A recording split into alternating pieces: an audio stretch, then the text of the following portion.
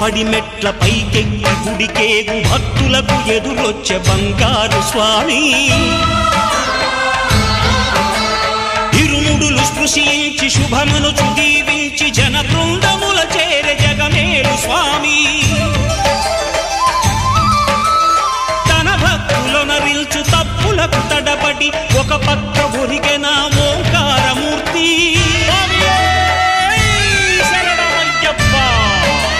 స్వాములందరూ తనకు సాయము కాగా ధీమంతుడై లేచే ఆ కన్య స్వామి